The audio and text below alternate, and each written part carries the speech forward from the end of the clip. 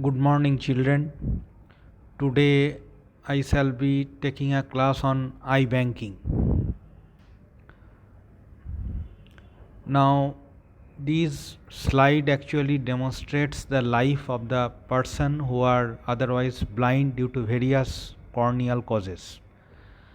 The world is actually black for them.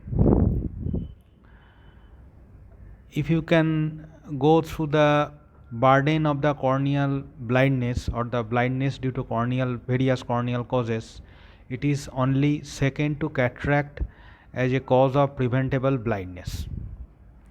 The RAP study shows that corneal blindness accounts for about 1% of the total blindness.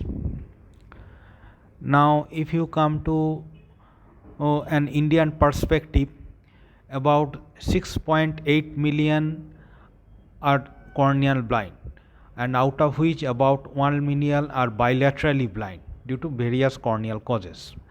And the burden is expected to reach about 10 million by 2020. So, this is in fact a huge burden.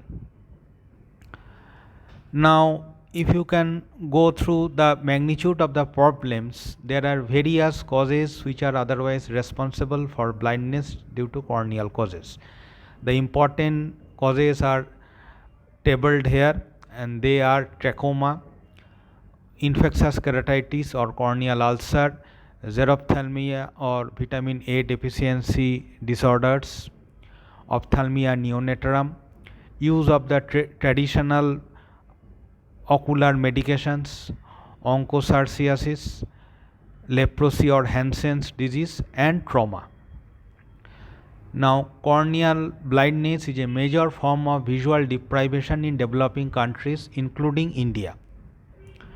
A high percentage of these people can be visually rehabilitated by a successful corneal transplantation, which is a procedure that has got a very high success rate among other organ transplantations.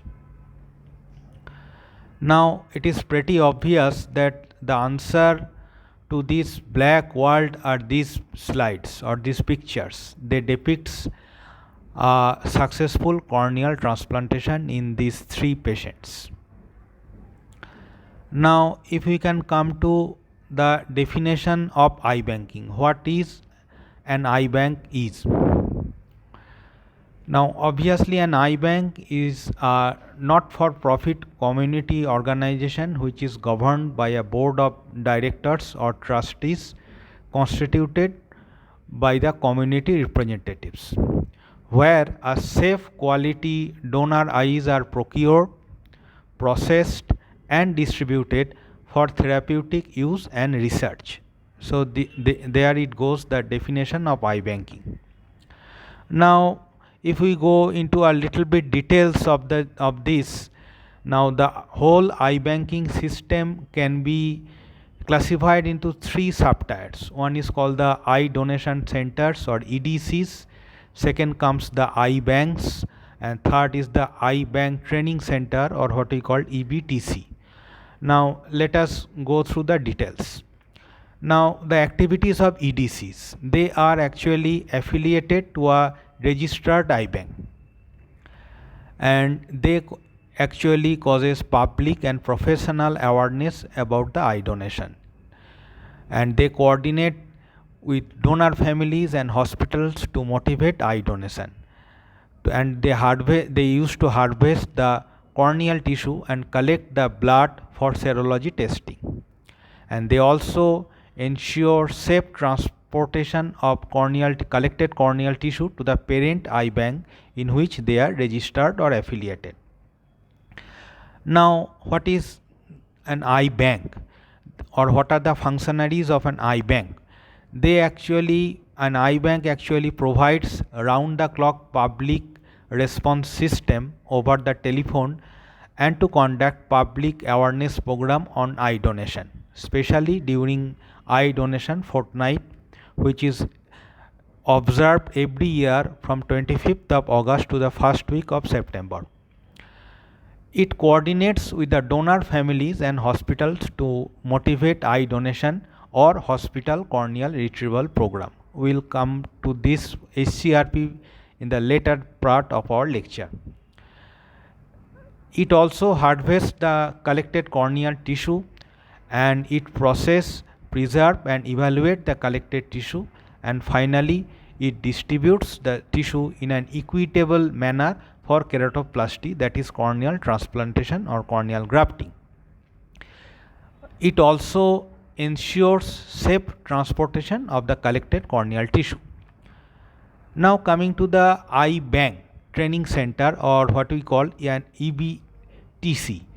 These are essentially the eye banks where the facilities for training for all levels of personnel in eye banking and research are carried out. So coming to the equipments or the instruments which are necessary for these three tiers of eye banking system. Now the basic instruments are basically the same. They are slit lamp, biomicroscopy, then a refrigerator, facility for serological testing, a specular microscopy, instrument for corneal retrieval, autoclave machine and lamellar flow hood. Now specular microscopy is a machine by which we can measure the number of the endothelial cells, and this is actually supplied to the eye banks where the annual collection of corneal tissue is more than 200. Next is how the system actually works. This is a tri-pronged system. The first is the removal or retrieval of the corneal tissue. Second is the processing of the corneal tissue, and lastly the distribution of the or utilization of the collected corneal tissue. Now let us go into a little bit of details. Now when the collected corneal tissue arrives at the eye bank, the following procedures are actually undertaken. Now at the eye bank, serology is mandatory, then the assessment of the collected tissue is done, and finally the storage is actually carried out. Now when a disease family calls any eye bank, the GRIP counselor attached to the eye bank motivates and obtains proper consent for the eye donation purpose, and finally a team goes from the eye bank for retrieval or recovery of the corneal tissue. Next come to the preliminary preparations. What are the preparations which are necessary for collecting the tissue? Number one, legal written permission, very important. Number two, that the personnel from the eye bank must go through the donor's medical records as far available for any possible contraindications. Next is proper washing of the hand and preparation in an aseptic dressing and wrapping manner. Next is to identify the diseased person or the donor. Lastly, post-mortem collection of blood for serology testing. This is very important. About 10 ml of blood is collected either from the femoral vein or subclavian vein, or even from the heart or jugular vein as far practicable. At the eye bank, we normally perform the serology testing under 4 banners. These are the HIV testing by triple dot, and hepatitis B virus, hepatitis C virus, and the syphilis. Next is the evaluation of the donor tissue. Now when the whole globe comes into the eye bank, the whole globe has to be examined under slit lamp for excessive stromal hydration, intactness of the globe, whether the globe is already punctured or perforated during enucleation procedure. Any eyeball with excessive stromal hydration should be discarded unless specular microscopy carried out to unearth the actual endothelial count. Now corneoscleral button examination, this is very important. The color of the tissue storage media also gives you a clue whether there is any contamination occurs. Now change of color to yellowish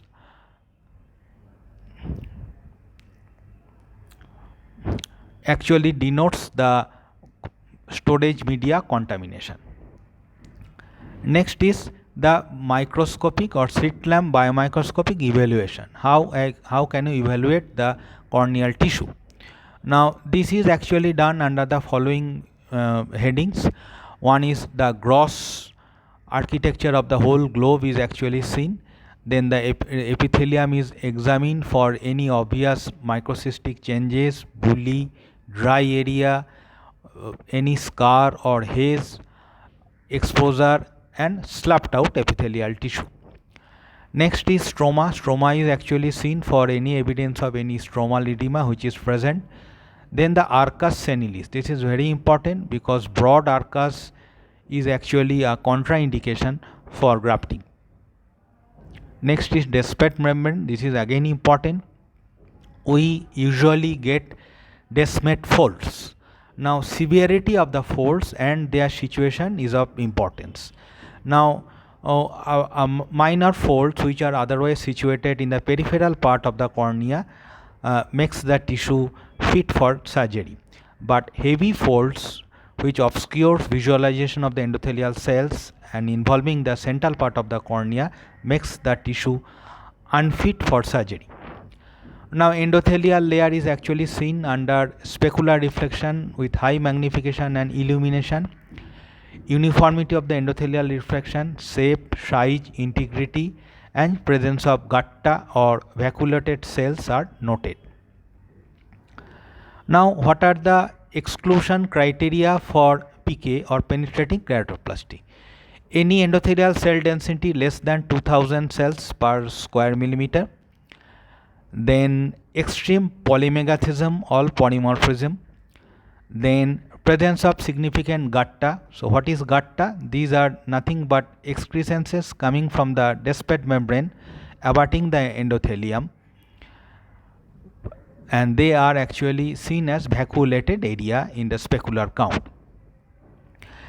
Any presence of non-hexagonal or abnormal shaped cells, then presence of inflammatory cells, bacteria or debris on endothelial surface, and numerous vacuolated cells. So these are the exclusion criteria for a tissue for penetrating keratoplasty. Now tissue gradation is actually done depending on the parameters which I have already described, and gradation is accordingly done in terms of grade A, which is supreme quality tissue which are fit for optical keratoplasty. Grade B plus and minus, they still can be used of a lesser quality but can be used for optical keratoplasty. Grade C and are the tissue which are actually unfit for optical keratoplasty but can be done for therapeutic purposes, and grade D are the unfit tissues. After you grade the tissue, then you have to store the tissue. Now what are the tissue storage media or available? Now tissue storage is actually done is actually classified in terms of short term storage, intermediate term storage, and long term storage. Now in short term storage you tend to preserve the tissue for 2 or 3 days. Normally we use moist chamber for 24 hours and MK media. In intermediate storage, actually 7 to 10 days of storage can be permitted, and you soak the collected cornea in Dexol media or Optisol media, and in long term storage it is more than 30 days to 1 hour. Now the commonly used media for long term storage are glycerin preserved media, organ culture, and cryopreservation. So from the discussion of eye banking, this is pretty obvious that the burden of the corneal blindness is very high, especially in our part of the world, and that can be successfully managed by a penetrating keratoplasty or corneal transplantation. Hope you enjoyed our talk on eye banking. Thank you all.